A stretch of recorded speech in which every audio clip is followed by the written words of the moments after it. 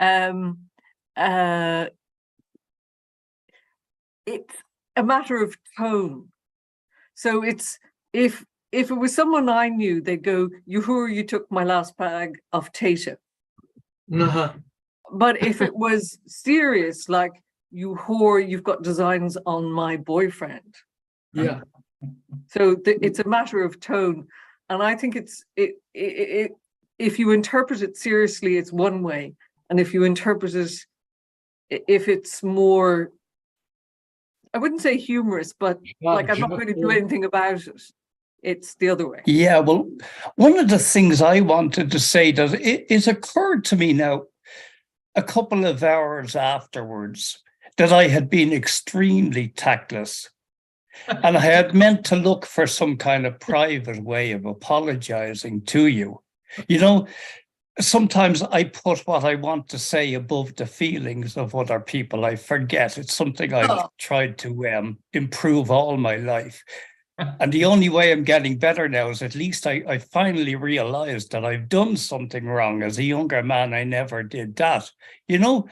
But I must admit now, apology made for being tactless. I'm still not convinced, because I think that Joyce himself, he was a South Sider, you know, he still had an amazingly crude Irish way of speaking, somewhat like my own. You know, he was always quoting his dad, I think, as saying shite and dunions and that when he was annoyed, you know.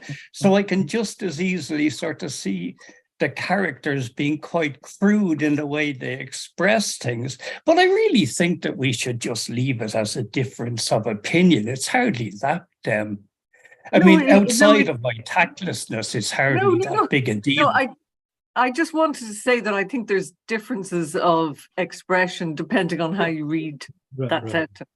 Yeah. And you could express yes, I take your point, Orla. I just don't see it that way. That's all I'm saying. Oh, okay. Well, I hear that same sort of thing in America all the time. That we really like, particularly among friends, to throw around crude language. But when we're joshing each other or giving each other trouble, as Orla said, we use a certain tone. It's just automatic. And then if we're really angry at somebody and they're not in the circle, we use this other harsher tone. And then even in our own circle, if we really get angry with somebody, we've got kind of a middle tone. Except that we must admit that this is an Irish book with Irish people speaking, not American. I know. I'm just pointing out that these sorts of variations. But I also want to say variations in spellings, you know, which have now become acceptable, that you spell it W-H-O-R-E or H-O-O-R, which has, I think W-H-O-R-E is sort of a more formal use of the word, whereas you would now see it in novels, particularly Irish novels, the use of H-O-O-R. That's right, yes. Anyway, I'm sorry it became such a big deal. I never expected it. I thought it was just a difference of opinion, but it seems to have become a major issue. No, not major. No, because I was going to say, on the other hand, that I was at work today and there's all these 80-year-old volunteers, and they were saying that they were really enjoying a program over 80-year-old volunteers, a program on Netflix called The Diplomat. Oh, yes. And I said, you can't be watching that. The language is so crude. And they were all, because the ambassador in that film says all sorts of stuff. Kerry Russell. And they were totally unfazed by it. Yeah. So I thought the language in that was very gentle, Orla. Maybe I'm just becoming inured to bad language. Well, it was more the expression. I think it's the ambassador and the ambassador's wife, because I sat there with my mother and she was going, you can't watch that, you can't watch that. And when I said it at work to these over 80-year-old women, they were all going, oh, it's great, it's great fun. But aren't there two programs called The Diplomat? Are we getting confused between one and the other? The one I'm thinking of, I've just finished watching, and it starred Kerry Russell as the Yes. ambassador. The ambassador's wife was a male, in fact. Yes. Yeah, that's the one. Yes, that's the one. I haven't got beyond the first episode, but they loved it at work. They all die in the end. Spoiler alert! Spoiler alert! Thanks for the recommendation. All right. So we should probably circle in and focus, because if we finish this today, it's going to be by going into a little bit of overtime. So at a certain point, we'll have to make a decision. But certainly we'll finish it sooner if we start now. No. And I think do we have a chat? So where are we? What you're in Gabler, right? Yes. Okay, Gabler 629. The tail end of the fifth sentence from the bottom. I don't like a man who. Got it. Got it? Got it. All right. If you got it, we're going. Sure, everybody's on the list there. Okay. Here we go. I don't like a man you have to climb up to get out. I suppose they're all dead and rotten long ago. Besides, I don't like being alone in this big barracks of a place at night. I suppose I'll have to put up with it. I never brought a bit of salt in, even when we moved in the confusion. Musical Academy. He was going to make on the first floor drawing room with a brass plate, or Bloom's private hotel. He suggested we go and ruin himself altogether the way his father did down in Ennis. Like all the things he told father he was going to do, and me, but I saw through him, telling me all the lovely places we would go for the honeymoon, Venice by moonlight, with the gondolas and the Lake of Como. He had a picture cut out of some paper and mandolins and lanterns. Oh, how nice, I said. Whatever I liked, he was going to do immediately, if not sooner. Will you be my man? Will you carry my can? He ought to get a leather medal with a putty rim for all the plans he invents, than leaving us here all day. You never know what old beggar at the door for a crust of bread with his long story might be a tramp, and put his foot in the way to prevent me shutting it, like that picture of that hardened criminal. He was called in Lloyd's Weekly News. 20 years in jail.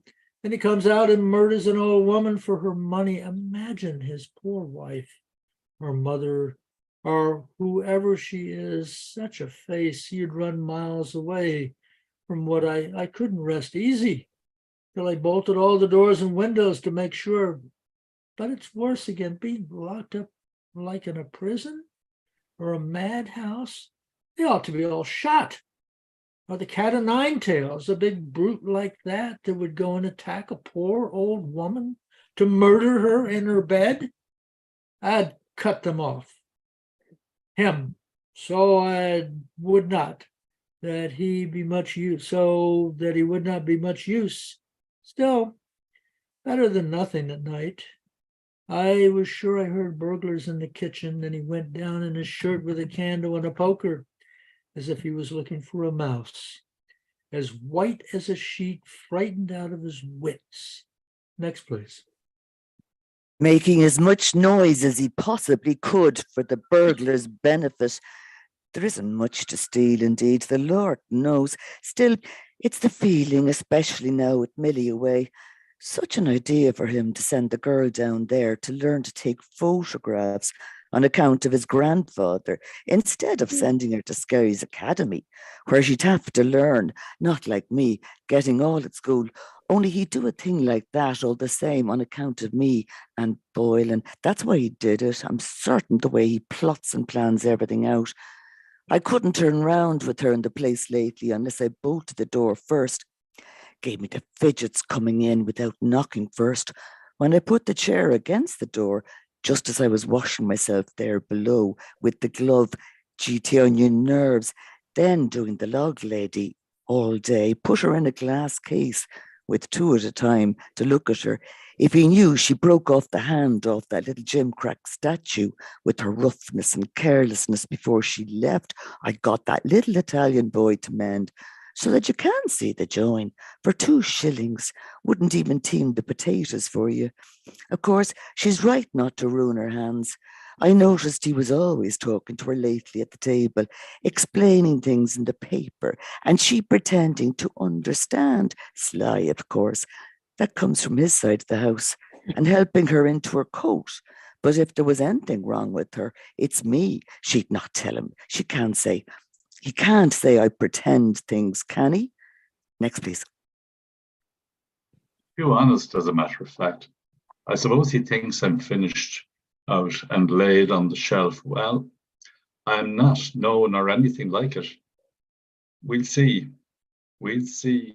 Now she's well on for flirting too with Tom Devon's 2 sons, imitating me, whistling with those romps of Murray girls, calling for her.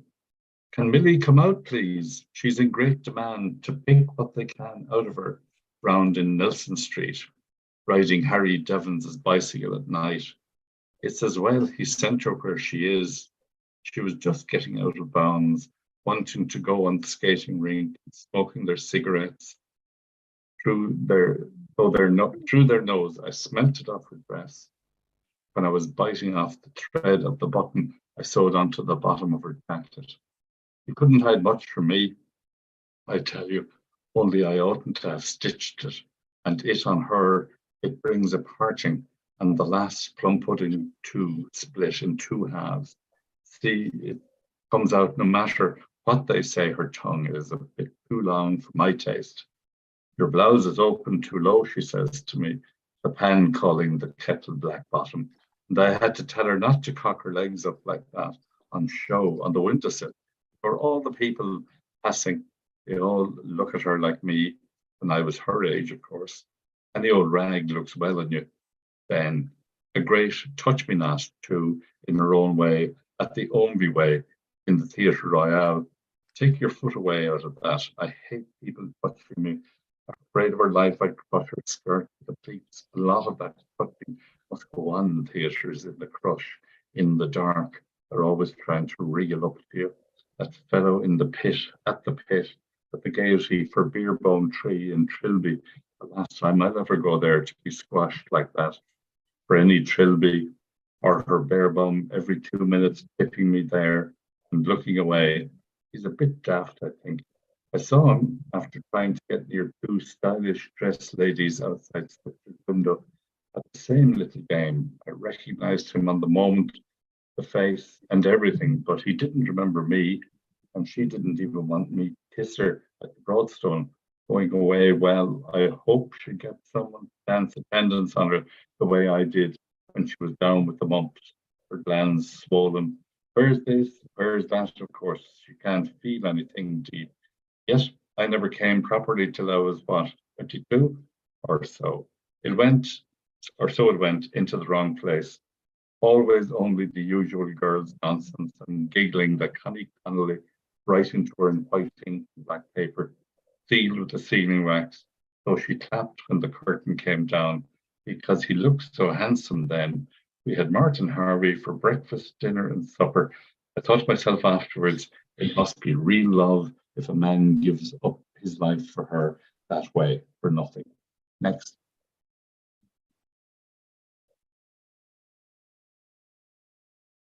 I suppose there are a few men like that left. It's hard to believe in it, though, unless it really happened to me. The majority of them, with not a particle of love in their natures, to find 2 people like that nowadays, full up of each other, that would feel the same way as you do. They're usually a bit foolish in the head.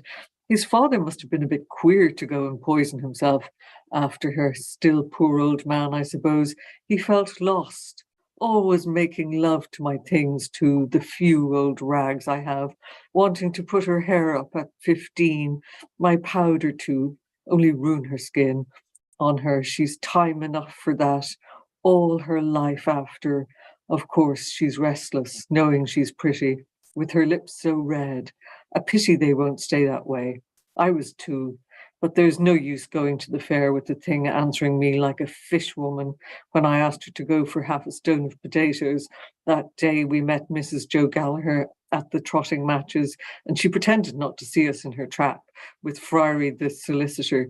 We weren't grand enough till I gave her 2 damn fine cracks across the ear for herself. Take that now for answering me like that, and that for your impudence.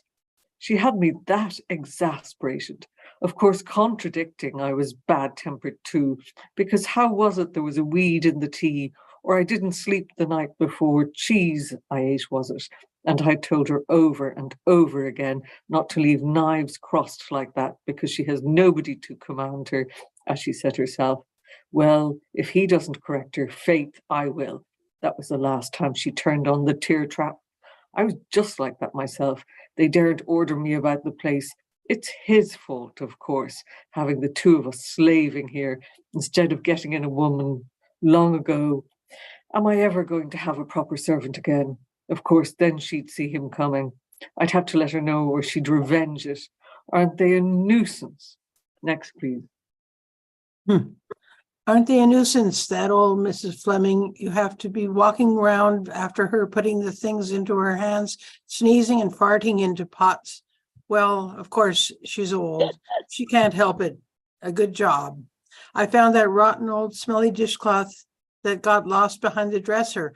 I knew there was something and had opened the area window to let out the smell, bringing in his friends to entertain them like the night he walked home with a dog. If you please, that might have been mad, especially Simon Dedalus' son. His father's such a criticizer, with his glasses up, with his tall hat on him at the cricket match, and a great big hole in his sock, one thing laughing at the other, and his son that got all those prizes for whatever, he won them in the intermediate. Imagine climbing over the railings. If anybody saw him that knew us, I wonder he didn't tear a big hole in his grand funeral trousers, as if the one nature gave wasn't enough for anybody, hawking him down into the dirty old kitchen. Now he is right in his head. Now, is he right in his head? I ask. Pity it wasn't washing day, with my old pair of drawers might have been hanging up too on the line on exhibition, for all he'd ever care. With the iron mold mark, the stupid old bundle burned on them. He might think that was something else, and she never even rendered down the fat.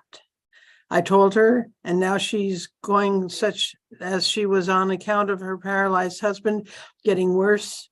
There's always something wrong with them, disease, or they'll have to go under an operation, or if it's not that, it's drink, and he beats her. I'll have to hunt around again for someone. Every day I get up, there's some new thing on sweet God, sweet God. Well, when I'm stretched out dead in my grave, I suppose I'll have some peace. Next, please.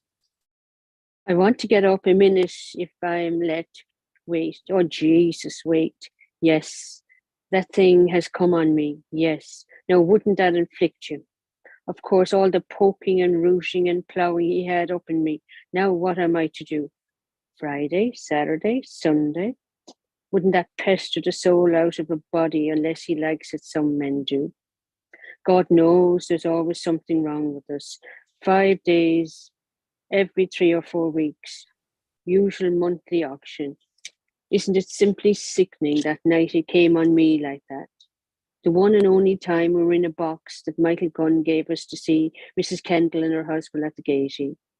Something he did about insurance for him. Grimmies. I was fit to be tied though. I wouldn't give in with that gentleman of fashion staring down at me with his glasses, and him, the other side of me, talking about Spinoza and his soul. That's dead, I suppose, millions of years ago. I smiled the best I could, all in a swamp, leaning forward as if I was interested. Having to sit it out then to the last tag. I won't forget that wife of Scarlett in a hurry. Supposed to be a fast play about adultery. That idiot in the gallery hissing the woman. Adulteress, he shouted. I suppose he went and had a woman in the next lane, running round all the back ways after to make up for it. I wish he had what I had then, he'd boo. I bet the cat itself is better off than us. Have we too much blood up in us, or what? Oh, patient above me is pouring out of me like the sea. Anyhow, he didn't make me pregnant, as big as he is. I don't want to ruin the clean sheets, the clean linen I wore, brought it on too. Damn it, and they always want to see a stain on the bed to know, you're a virgin for them. All that's trouble in them. They're such fools too. You could be a widow or divorced 40 times over. A daub of red ink would do. A blackberry juice, no, that's too purply. And James, he let me out of this post suite of sin. Whoever suggested that business for woman, what between clothes and cooking and children, this damned old bed too jingling like the dickens. I suppose they could hear us away over the other side of the park, till I suggested to put the quilt on the floor with the pillow under my bottom. I wonder, is it nicer in the day? I think it is easy. I think I'll cut all this hair off me. They're scalding me. I might look like a young girl. Wouldn't he get the great sucking the next time he turned off my clothes on me? I'd give anything to see his face. Next, please. Where's the chamber gone easy? I've a holy horror of its breaking under me after that old commode. I wonder, was I too heavy sitting on his knee? I made him sit on the easy chair purposely when I took off only my blouse and skirt first. In the other room, he was so busy where he oughtn't to be. He never felt me. I hope my breath was sweet after those kissing. Comfits, easy God, I remember one time I could scout it out straight, whistling like a man, almost easy. Oh Lord, how noisy. I hope there be bubbles on it for a wad of money from some fellow. I'll have to perfume it in the morning, don't forget. I bet he never saw a better pair of thighs than that. Look how white they are. The smoothest place is right there between this bit here. How soft, like a peach, easy. God, I wouldn't mind being a man and get up on a lovely woman. Oh, Lord, what a row you're making like the Jersey lily. Easy, easy. Oh, how the waters come down at Lahore. Next. Who knows? Is there anything the matter with my insides? Or have I something growing in me getting that thing like that every week? When was it last? I went Monday. Yes, it's only about 3 weeks. I ought to go to the doctor. Only it would be like before I married him, when I had that white thing coming from me. And Chloe made me go to that dry old stick Dr. Collins for women's diseases on Pembroke Road. Your vagina, he called it. I suppose that's how he got all the gilt mirrors and carpets, getting round those rich ones off Stephen's Green, running up to him for every little fiddle-faddle, her vagina and her coach in China. They've money, of course, so they're all right. I wouldn't marry him, not if he was the last man in the world. Besides, there's something queer about their children always smelling around those filthy bitches, all sides, asking me if what I did had an offensive odor. What did he want me to do? But the one thing, gold. Maybe. What a question if I smothered it all over his wrinkly old face for him with all my compliments. I suppose he'd know then. And could you pass it easily?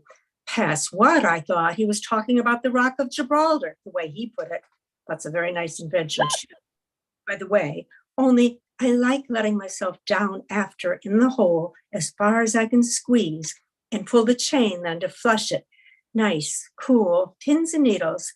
Still, there's something in it, I suppose. I always used to know by Millie's when she was a child whether she had worms or not. Still, all the same, paying him for that. How much is that, doctor? 1 guinea, please. And asking me, had I frequent omissions? Where do those old fellows get all the words they have? Omissions, with his short-sighted eyes only cocked sideways. I wouldn't trust him too far to give me chloroform or God knows what else. Still, I liked him when he sat down to write the thing out, frowning so severe, his nose intelligent like that. You be damned, you lying strap.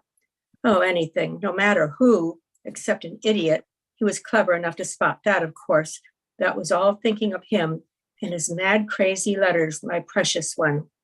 Everything connected with your glorious body, everything underlined that comes from it is a thing of beauty and of joy forever. Next, please. Something he got out of some nonsensical book that he had. Me always at myself 4 and 5 times a day sometimes. And I said I hadn't. Are you sure? Oh, yes, I said. I'm quite sure, in a way that shut him up. I knew what was coming next. Only natural weakness it was. He excited me. I don't know how the first night ever we met, when I was living in Rehoboth Terrace. We stood staring at one another for about 10 minutes, as if we met somewhere. I suppose on account of my being Jewish, looking after my mother.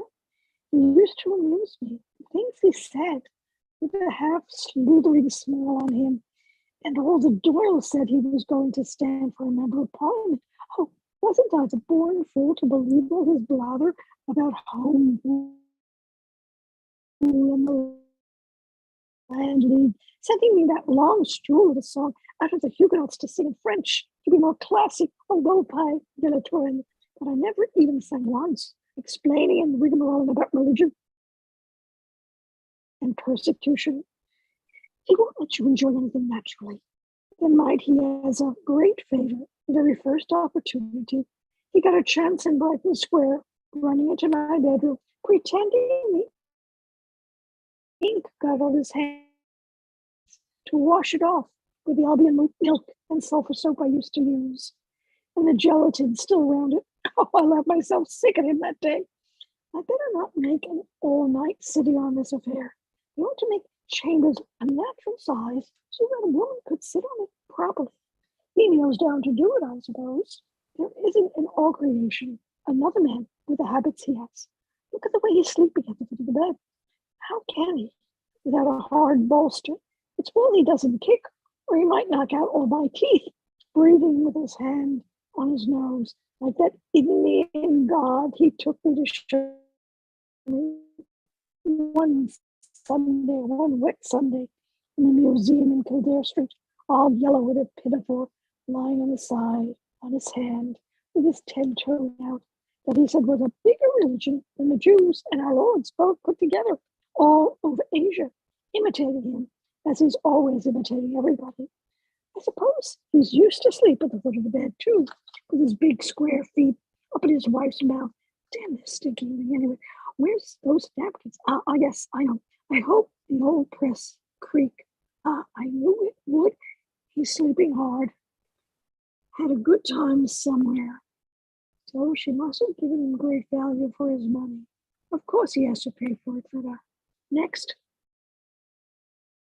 Oh, this nuisance of a thing. I hope they'll have something better for us in the other world, tying ourselves up. God help us, that's all right for tonight now. The lumpy old jingly bed always reminds me of old Cohen. I suppose he scratched himself in it often enough, and he thinks father bought it from Lord Napier, that I used to admire when I was a little girl, because I told him, easy piano, oh, I like my bed. God here, we are as bad as ever after 16 years. How many houses were we in at all? Raymond Terrace and Ontario Terrace and Lombard Street and Hollis Street. And he goes about whistling every time we're on the run again. His Huguenots or the Frogs March, pretending to help the men with our 4 sticks of furniture. And then the City Arms Hotel, worse and worse, says Warden Daly, that charming place on the landing. Always somebody inside praying then, leaving all their stinks after them. Always know who is in there last. Every time we're just getting on right, something happens, or he puts his big foot in it. Toms and Heelys and Mr. Cups and Drimmies. Either he's going to be run into prison over his old lottery tickets. That was to be all our salvations. Or he goes and gives impudence. We'll have him coming home with the sack soon out of the Freeman too, like the rest, on account of those Sinn Fein or the Freemasons. Then we'll see if the little man he showed me dribbling along in the wet, all by himself round by Cody's Lane, will give him much consolation. That he says is so capable and sincerely Irish. He is indeed, judging by the sincerity of the trousers I saw on him. Wait, there's George's church bells. Wait, 3/4 the hour. Wait, 2 o'clock. Well, that's a nice hour of the night for him to be coming home at. To anybody climbing down into the area, if anybody saw him, I'll knock him off that little habit tomorrow. First, I'll look at his shirt to see, or I'll see if he has that French letter still in his pocketbook. I suppose he thinks I don't know deceitful men. All their 20 pockets aren't enough for their lies. Then why should we tell them, even if it's the truth? They don't believe you then, tucked up in bed like those babies in the aristocrat's masterpiece he brought me another time. Next, please. As if we hadn't had enough of that in real life without some old aristocrat, or whatever his name is, disguising you more with those rotten pictures. Children with 2 heads and no legs. That's the kind of villainy they're always dreaming about. With not another thing in their empty heads, they ought to get slow poison, the half of them. Then tea and toast for him. Buttered on both sides and new laid eggs, I suppose. I'm nothing anymore when I wouldn't let him lick me in the Hollis Street one night. Man tyrant, as ever for the one thing. He slept on the floor half the night, naked the way the Jews used when someone dies, belonged to them, and wouldn't eat any breakfast or speak a word wanting to be petted. So I thought I stood out enough for one time and let him. He does it all wrong. Thinking only of his own pleasure, his tongue is too flat, and I don't know what he forgets. Whether I don't, I'll make him do it again. If he doesn't mind himself, and lock him down to sleep in the coal cellar with the black beetles. I wonder, was it her Josie off her head with my cast off? He's such a born liar, too. No, he'd never have the courage with a married woman. That's why he wants me in Boylan. Though as for her Dennis, as she calls him, that forlorn-looking spectacle, you wouldn't call him a husband. You couldn't call him a husband. Yes, it's some little bitch he's got. He's got in with, even when I was with him with Millie at the college races, that hornblower with the child's bonnet on top of his hob let us into by the back way. He was throwing his sheep's eye at those 2 doing skirt duty up and down. I tried to wink at him first. No use, of course. And that's the way his money goes. This is the fruits of Mr. Paddy Digg. Yes, they were all in grand style at the grand funeral in the paper. Boylan brought in, if they saw a real officer's funeral, that'd be something. Reversed arms, muffled drums, the poor host walking backwards in black. L. Bloom and Tom Kernan, that drunken little burly man that bit his tongue off falling down in the men's WC, drunk in some place or another, and Martin Cunningham, and the 2 Dedalluses, and Fanny McCoy's husband, Whitehead of Cabot's, skinny thing, with a turn in her eyes, trying to sing my songs. She'd want to be born all over again. And her old green dress with a low neck, as she can't attract them any other way. Next, please. Like dabbling on a rainy day, I see it all now plainly. And they call that friendship, killing and then burying one another. And they all with their wives and families at home, more especially Jack Power, keeping that barmaid he does, of course. His wife is always sick or going to be sick or just getting better of it. And he's a good looking man still, though he's getting a bit grey over the ears. They're a nice lot, all of them. Well, they're not going to get my husband again into their clutches if I can help it, making fun of him then behind his back. I know well when he goes on with his idiotics, because he has sense enough not to squander every penny piece he earns down their gullets and looks after his wife and family. Good for nothings, poor Paddy Dignam all the same. I'm sorry in a way for him. What are his wife and 5 children going to do unless he was insured? Comical little teetotum, always stuck up in some pub corner and her or her son waiting. Bill Bailey, won't you please come home? Her widow's weeds won't improve her appearance. They're awfully becoming though if you're good looking. What man wasn't he? Yes, he was at the Glencree dinner and Ben Dollard bass barrel tone the night he borrowed the Swallowtail to sing out of in Holles Street, squeezed and squashed into them and grinning all over, his big dolly face like a well-whipped child's body. Didn't he look like a balmy bollocks? Sure enough, that must have been a spectacle on the stage. Imagine paying 5 shillings in the preserved seats for that, to see him and Simon Dedalus too. Next.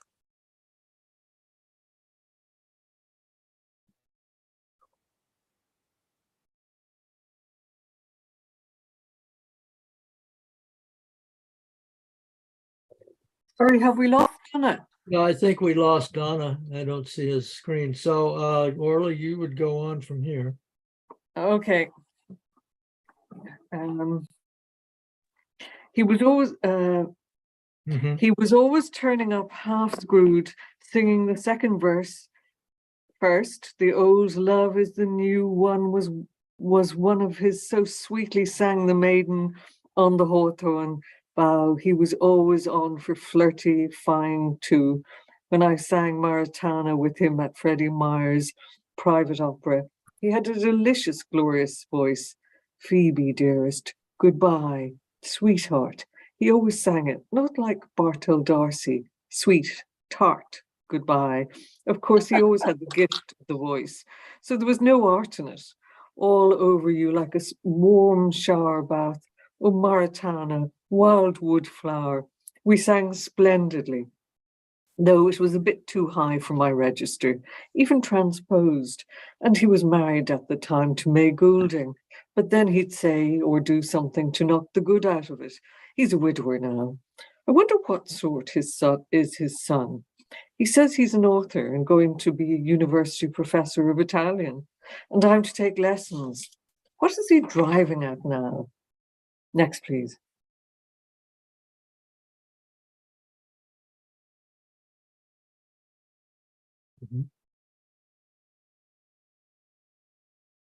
Katrina, you need to unmute.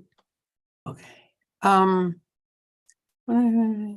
What I saw him driving. I'm sorry, I've just dropped it. What is he driving at now? Showing him my photo. It's not good of me. I ought to have got it taken in drapery that never looks out of fashion. Still, I look young in it. I wonder he didn't make him a present of it altogether. And me too, after all. Why not? I saw him driving down to the Kingsbridge station with his father and mother. I was in mourning. That's 11 years ago now. Yes, he'd be 11. Though what was the good of going into mourning for what was neither one thing or the other? The first cry was enough for me. I heard the death watch too, ticking in the wall, of course. He insisted he'd go into mourning for the cat. I suppose he's a man now by this time. He was an innocent boy then, and a darling little fellow in his Lord Fauntleroy suit and curly hair, like a prince on a stage. When I saw him at Matt Dillon's, he liked me too. I remember.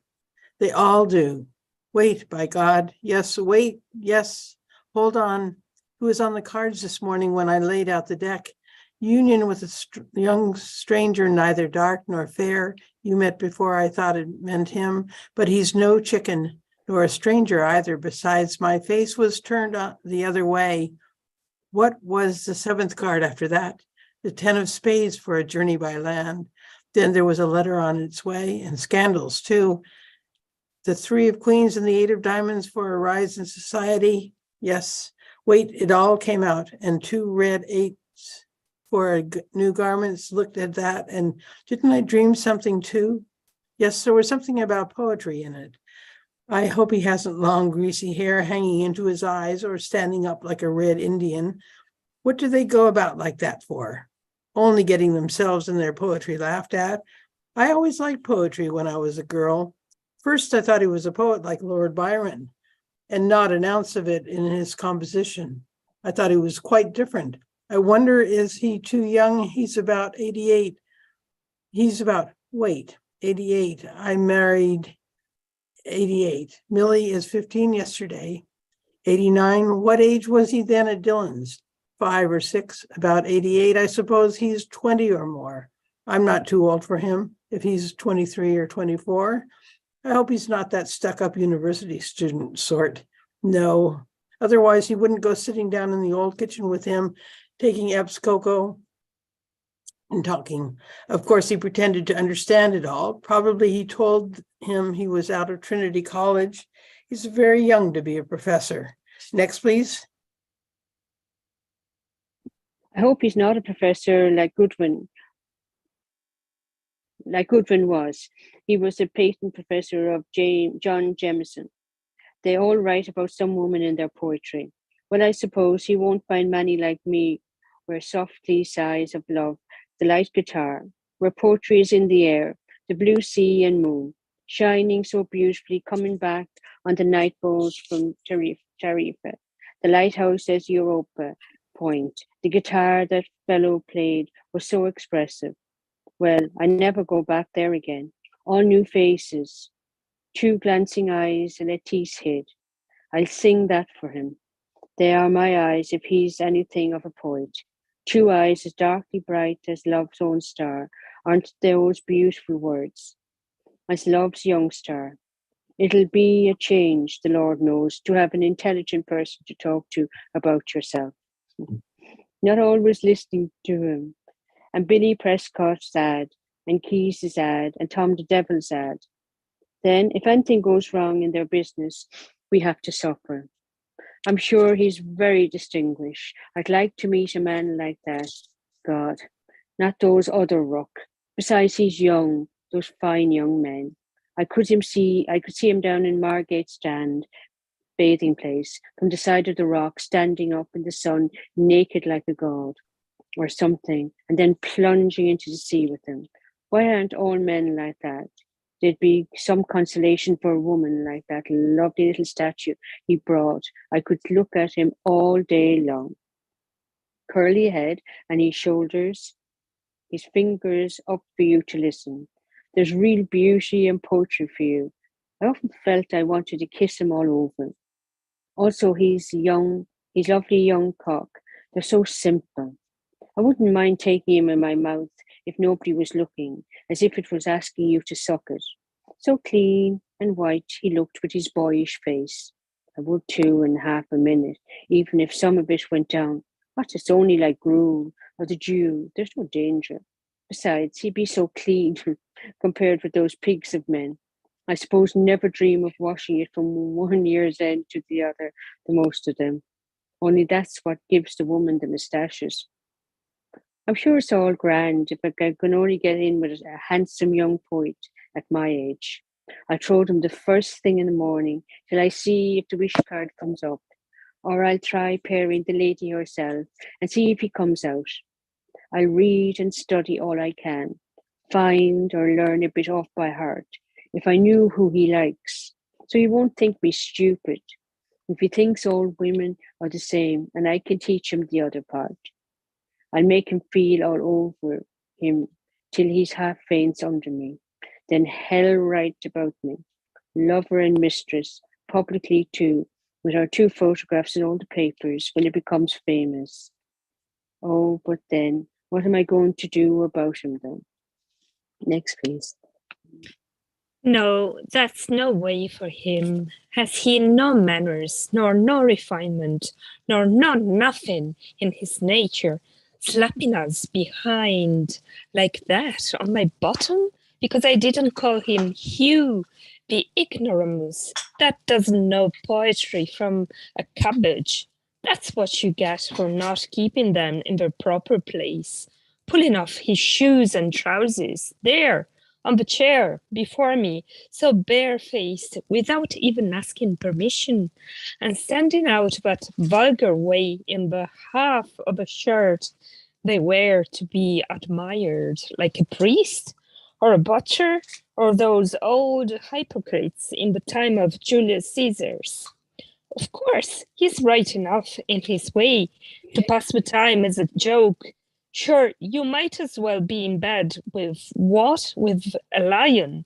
God, I'm sure he'd have something better to say for himself. An old lion would, oh, well, I suppose. It's because they were so plump and tempting in my short petticoat. He couldn't resist. They excite myself sometimes. It's well for a man, all the amount of pleasure they get of a woman's body. We're so round and white for them always. I wished I was one myself for a change, just to try with that thing they have swelling up on you so hard and at the same time so soft when you touch it. My Uncle John has a thing long. I heard those corner boys saying, passing the corner of Marrowbone Lane. My Aunt Mary has a thing hairy because it was dark and they knew a girl was passing it. It didn't make me blush. Why should it, Ivor? Next. It's only nature. And he puts his thing long into my Aunt Mary's hairy, etc. And turns out to be, you put the handle in a sweeping brush. Men again, all over. They can pick and choose what they please, a married woman or a fast widow or a girl for their different tastes, like those houses round behind Irish Street. No, but we're to be always chained up. They're not going to be chaining me up, no damn fear. Once I start, I tell you, for their stupid husband's jealousy. Why can't we all remain friends over it instead of quarreling? Her husband found it out what they did together. Well, naturally. And if he did, can he undo it? He's Coronado anyway, whatever he does. And then he going to the other mad extreme about the wife and fair tyrants. Of course, the man never even casts a second thought on the husband or wife either. It's the woman he wants and he gets her. What else were we given all those desires for? I'd like to know. I can't help it if I'm young. Still, can I? It's a wonder I'm not an old shriveled hag before my time, living with him so cold, never embracing me, except sometimes when he's asleep, the wrong end of me, not knowing, I suppose, who he has. Next, please. A man that'd kiss a woman's bottom, I'd throw my hat at her. After that, he'd kiss anything unnatural where we haven't one atom of any kind of expression in us, all of us the same 2 lumps of lard. Before ever I'd do that to a man, the dirty brutes, the mere thought is enough.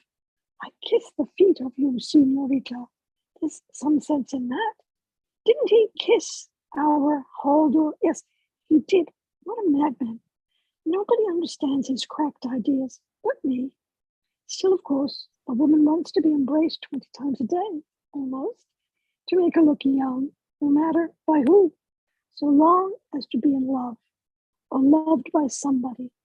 If the fellow you want isn't there sometimes, by the Lord God, I was thinking, could I go around by the quays there some dark evening where nobody'd know me and pick up a sailor off the sea that'd be hot on for it and not care a pin whose I was, only do it off up in a gate somewhere, or one of those wild-looking gypsies in Rathfarnham, had their camp pitched near Bloomfield Laundry to try and steal our things if they could.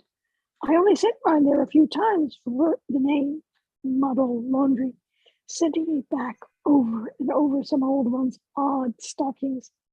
But the blackguard-looking fellow with the fine eyes, pulling a switch, attacked me in the dark and ride me up against the wall without a word. Or a murderer, anybody, what they do themselves. The fine gentlemen in their silk hats, that Casey lives up somewhere this way, coming out of Hardwick Lane. The night he gave us the fish supper on account of winning over the boxing match. Of course, it was when he gave it. I knew him by his gaiters and the walk, and when I turned round a minute after, just to see, there was a woman after coming out of it too, some filthy prostitute. And he goes home to his wife after that. Only I suppose the half of those sailors are rotten again with disease. Oh, move over your big carcass out of that for the love of Mike. Listen to him. The winds that waft my sighs to thee so well.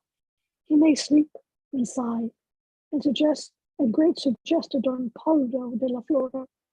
If he knew how he came out on the cards this morning, he'd have something to sigh for. A dark man in some perplexity between two sevens, two in prison. The Lord knows what. The Lord knows what he does. That I don't know. And I'm to be slooching around down in the kitchen to get his lordship his breakfast? Oh, he's rolled up like a mummy? Well, I indeed. Did you ever see me running? I just like to see myself at it. Show them attention and they treat you like dirt. Next. I don't care what anybody says. It'd be much better for the world to be governed by the women in it. You wouldn't see women going and killing one another and slaughtering. When do you ever see women rolling around drunk like they do, or gambling every penny they have and losing it on horses? Yes, because a woman, whatever she does, she knows where to stop. Sure, they wouldn't be in the world at all only for us. They don't know what it is to be a woman and a mother. How could they? Where would they, all of them, be if they hadn't all a mother to look after them? But I never had. That's why I suppose he's running wild now out at night, away from his books and studies, and not living at home on account of the usual rowy house. I suppose, well, it's a poor case that those that have a fine son like that, they're not satisfied, and none was he not able to make one. It wasn't my fault we came together when I was watching the two dogs up in her behind in the middle of the naked street that disheartened me altogether. I suppose I oughtn't to have buried him in that little woolly jacket I knitted, crying as I was, but give it to some poor child. But I knew well I'd never have another. Our first death too. We were never the same since, I'm not going to think myself into the glooms about that anymore. I wonder why he wouldn't stay the night. I felt all the time it was somebody strange he brought in, instead of roving around the city meeting God knows who, night walkers and pickpockets. His poor mother wouldn't like that if she was alive. Ruining himself for life. Perhaps still it's a lovely hour, so silent. I used to love coming home after dances. The air of the night, they'd have friends they can talk to. We've none either. He wants what he won't get, or it's some woman ready to stick her knife in you. I hate that in women. No wonder they treat us the way they do. We are a dreadful lot of bitches. I suppose it's all the troubles we have makes us so snappy. I'm not like that. He could easily have slept in there on the sofa in the other room. I suppose he was as shy as a boy, he being so young, hardly 20, of me in the next room. He'd have heard me on the chamber. Arrah, what harm, Daedalus? I wonder, it's like those names in Gibraltar, De La Pez, De La Grazia. They had the devil's queer names there. Father Vialplana of Santa Maria that gave me the rosary, Rosales y O'Reilly in the Calle de las Siete Revueltas, and Pisimbo and Mrs. Opiso in Governor Street. Oh, what a name. I'd go and drown myself in the first river if I had a name like her. Next, please. Oh my. And all the bits of streets, Paradise Ramp and Bedlam Ramp and Rogers Ramp and Crutchen's Ramp and the Devil's Gap steps. Well, small blame to me if I'm a harum-scarum. I know I'm a bit, I declare to God, I don't feel a day older than then. I wonder, could I get my tongue round any of that Spanish, ¿Cómo está usted? Muy bien, gracias. ¿Y usted? See, I haven't forgotten it all. I thought I had only, for a grammar, a noun is a name of any person, place, or thing. Pity. I never tried to read that novel, Cantankerous Mrs. Rubio Let Me by Valera, with the questions in it all upside down, the two ways I always knew we'd go away in the end. I can tell him the Spanish, and he tell me the Italian, and he'll see I'm not so ignorant. What a pity he didn't stay. I'm sure the poor fellow was dead tired and wanted a good sleep badly. I could have brought him his breakfast in bed with a bit of toast, so long as I didn't do it on the knife for bad luck. Or if the woman was going her rounds with the watercress or something nice and tasty, or a few olives in the kitchen he might like. I could never bear the look of them in Albrines. I could do the criada. The room looks all right since I changed it the other way. You see, something was telling me all the time I'd have to introduce myself, not knowing me from Adam. Very funny, wouldn't it? I'm his wife. Or pretend we were in Spain with him, half awake without a God's notion where he is. Dos huevos estrellados, senor. Lord, the crack things come into my head. Sometimes it'd be great fun, supposing he stayed with us. Why not? There's a room empty upstairs, and Millie's bed in the back room. He could do his writing and studies at the table in there for all the scribbling he does at it. And if he wants to read in bed in the morning, like me, and if he's making the breakfast for one, he can make it for two. I'm sure I'm not going to take in lodgers off the street for him. If he takes a gazebo of a house like this, I'd love to have a long talk with him, with an intelligent, well-educated person. I'd have to get a nice pair of red slippers like those Turks with the fez used to sell, or yellow, and a nice semi-transparent morning gown that I'd badly want, or a peach blossom dressing jacket like the one long ago at Walpole's, only 8 and 6 or 18 and 6. Next, please. I'll just give him one more chance. I'll get up early in the morning. I'm sick of Cohen's old bed in any case. I might go over to the markets to see all the vegetables and cabbages and tomatoes and carrots and all kinds of splendid fruits, all coming in lovely and fresh. Who knows who'd be the first man I'd meet? They're out looking for it in the morning. Maybe Dylan used to say they are. And the night too. That was her mass going. I'd love a big juicy pear now to melt in your mouth, like when I used to be in the longing way. Then I'll throw him up his eggs and tea in the moustache cup she gave me to make his mouth bigger. I suppose he'd like mine ice cream too. I know what I'll do. I'll go about rather gay, not too much singing, a bit now and then. Mi fa pieta massetto. Then I'll start dressing myself to go out. Presto non, sorry, Ilaria, son più forte. I'll put on my best shift and drawers. Let him have a good eyeful out of that to make his Mickey stand for him. I'll let him know if that's what he wanted. That his wife is fucked, yes, and be damned. Yes, and damn well fucked too, up to my neck. Nearly not by him. 5 or 6 times hand running. There's the mark of his spunk on the clean sheet. I wouldn't bother to even iron it out. That ought to satisfy him. If you don't believe me, feel my belly.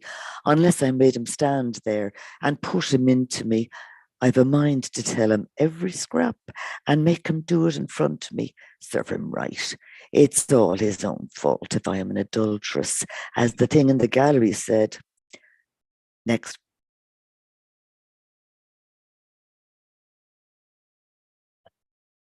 Orla?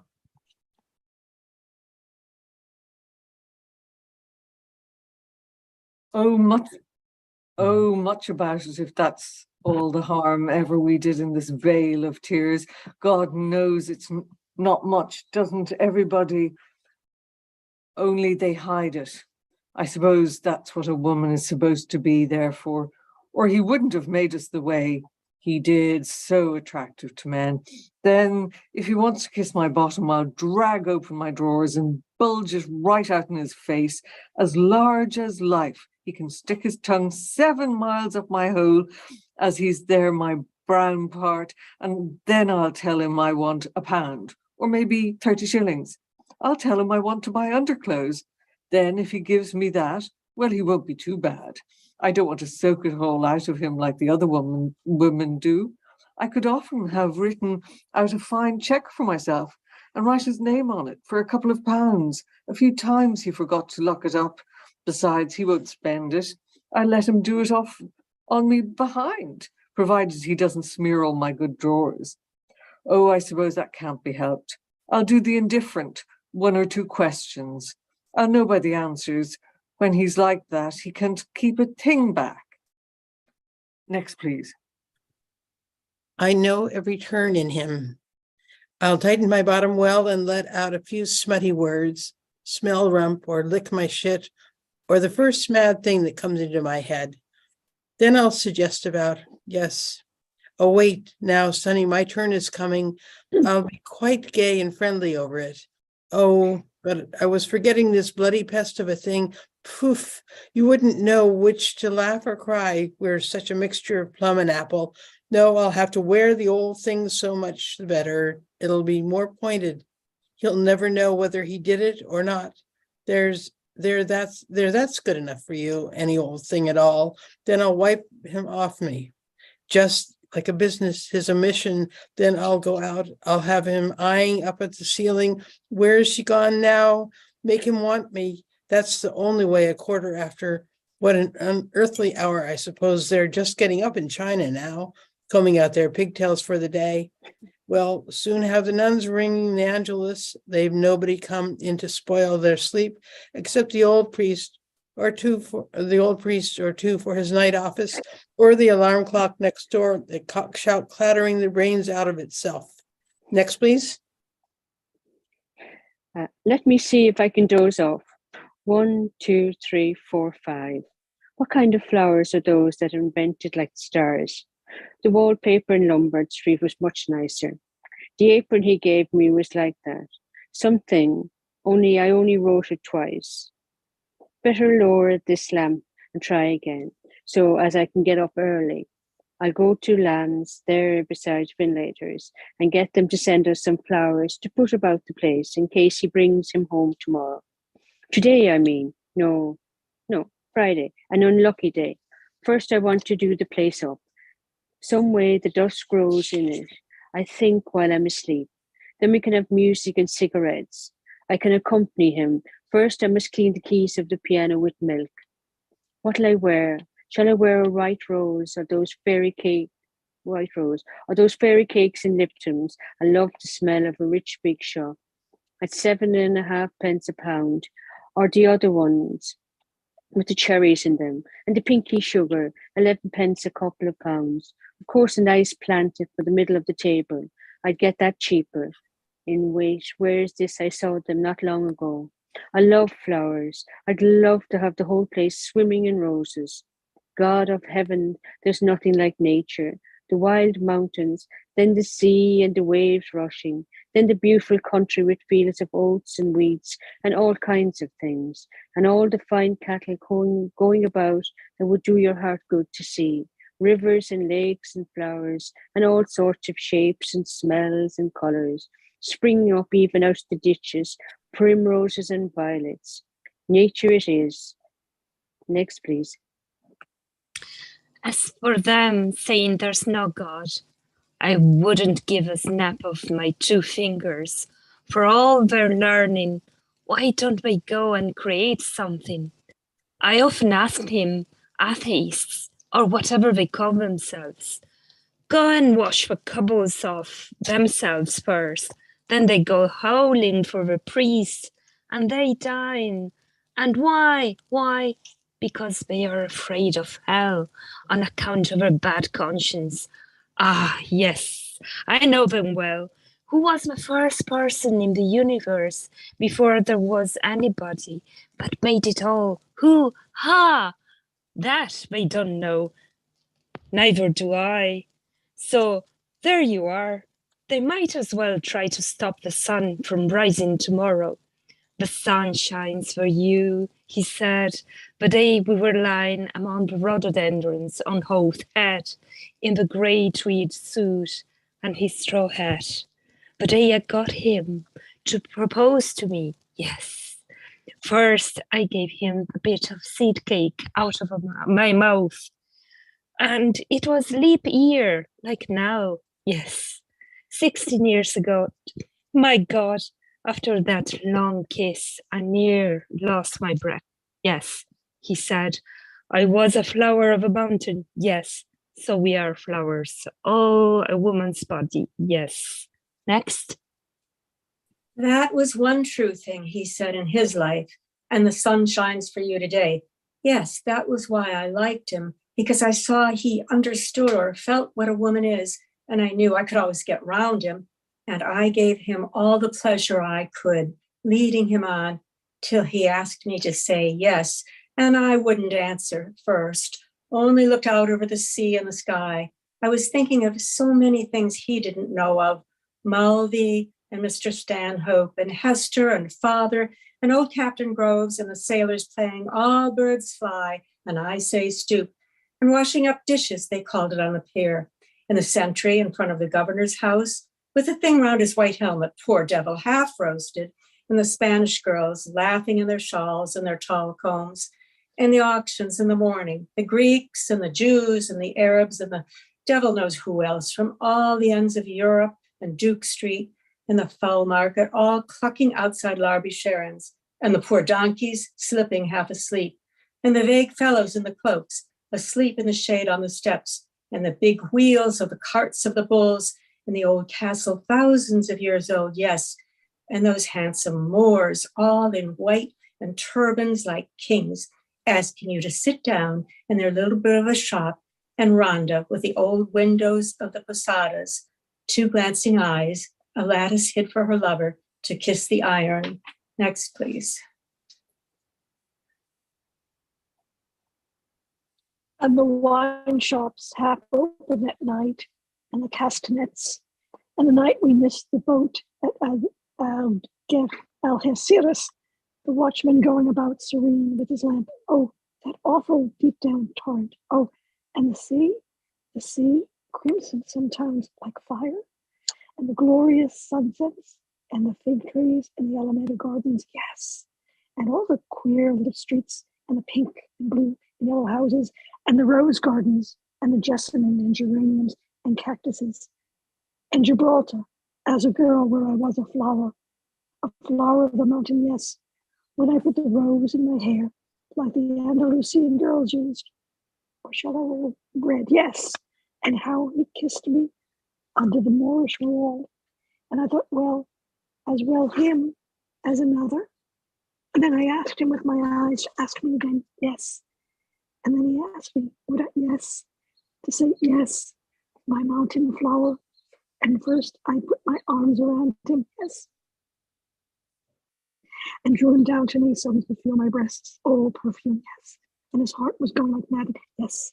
I said, yes, I will, yes. Bravo. That was lovely. Hmm. Oh, Larry, I'm like you. I'm always wiping my eyes after that.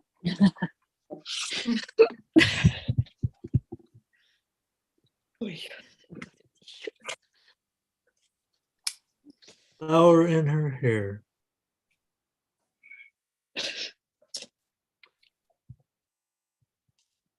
All right. Very It was, thank it you was all. great. It Yeah, was wonderful. yeah. It was good. It was good. I wonder if we should even have a conversation or whether we should just bid each other right Oh, and sail off with our various feelings. Yeah, I think that's what we should do. Maybe we can talk about it next week. Yeah, I That's think, an idea. I think that's the way to do it. So I'm just going to thank you all very, very much. thank you, Duncan. Good reading. I was really amazed at how well everybody read. So It was wonderful.